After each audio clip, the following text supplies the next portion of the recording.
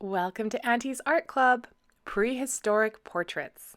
Today we are going to be drawing prehistoric creatures. Now, I picked this because no one alive today has ever seen a prehistoric picture, so your imagination is able to run as free as possible.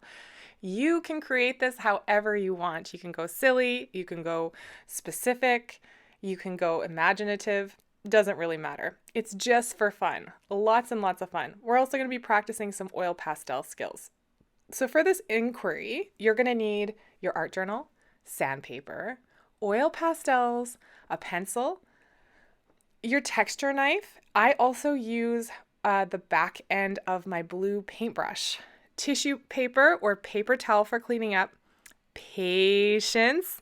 Your flare pen might be helpful. And I definitely suggest good music, but that's also optional.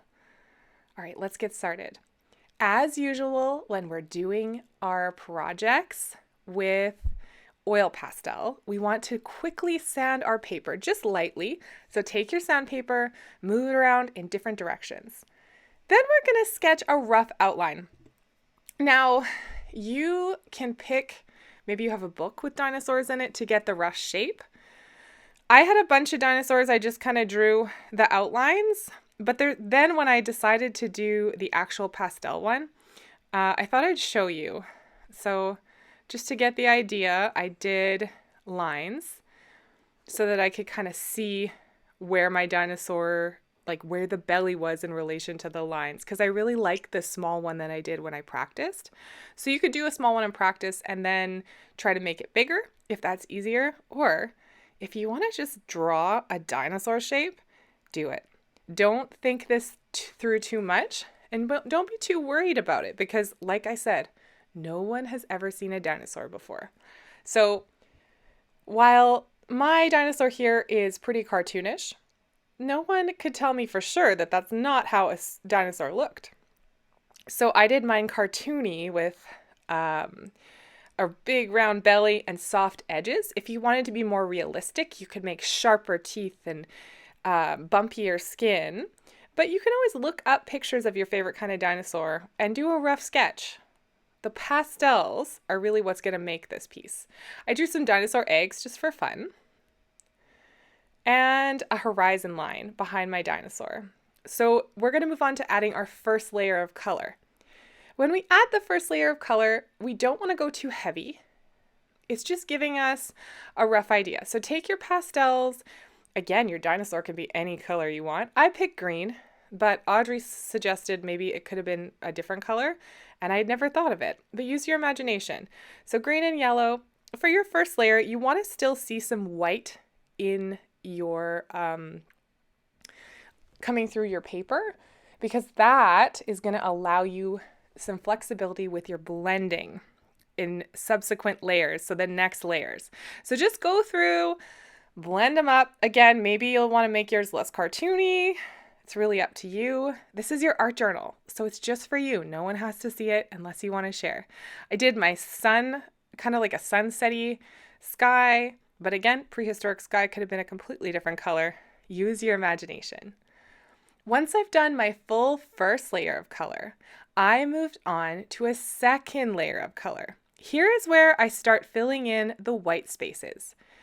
If you remember from our previous pastel videos, I often suggest doing at least 2 or 3 shades of each color or in the same color family. If you're not sure what I mean, you can go back to the previous pastel videos where I kind of go over warm and cool colors.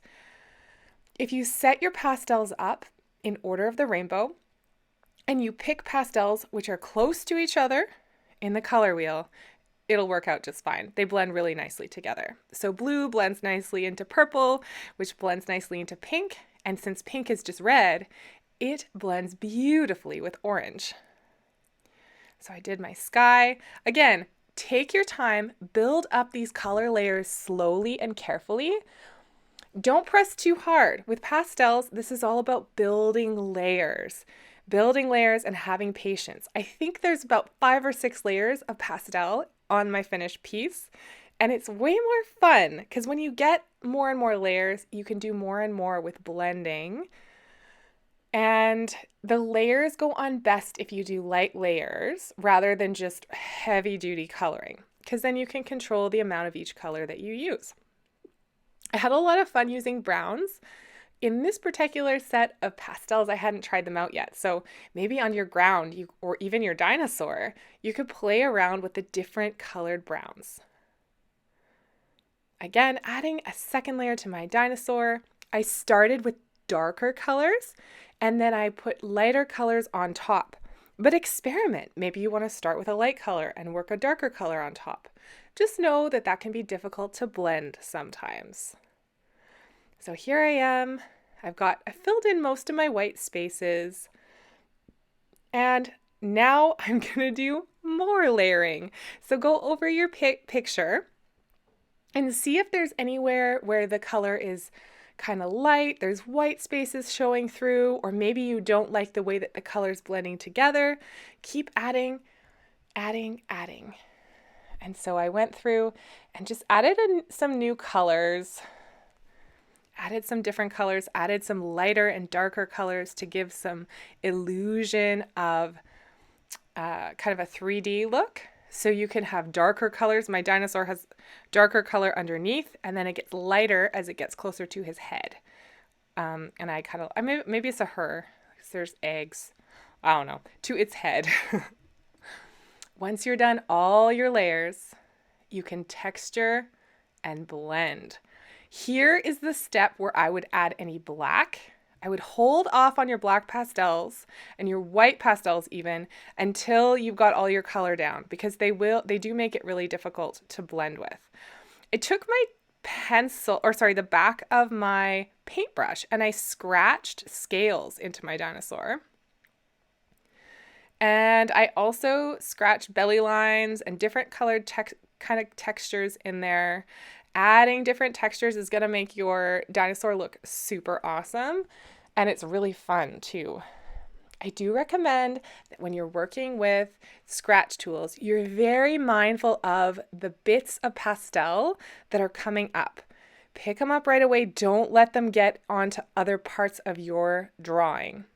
It will, especially if it's a really different color, it'll kind of leave little marks in your pastels. Not that that's the worst thing.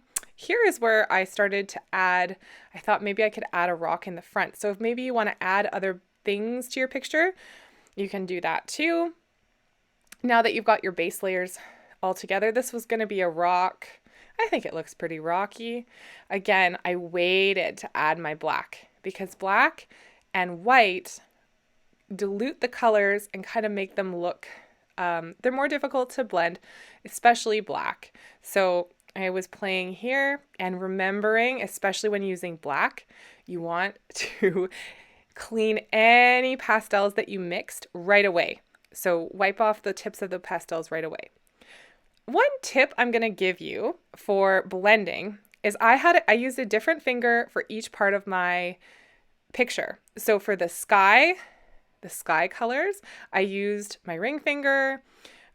For the darker colors, I used my pointer fingers, and I think I used my thumb for the dinosaur, or my pinky.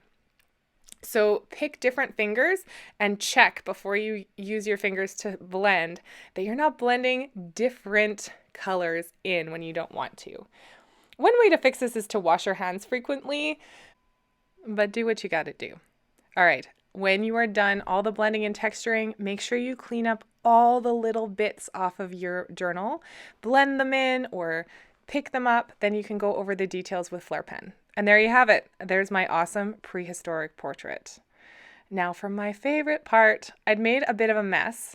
I put the lid on my Flair pen right away, make sure it clicks. My pastels were all dirty. So before I put them away, I dumped them all out and I put them in order, cleaning off the tip of each one as I went. So the order I chose was blacks, grays, and whites, so the shades, then browns, and I put the browns in.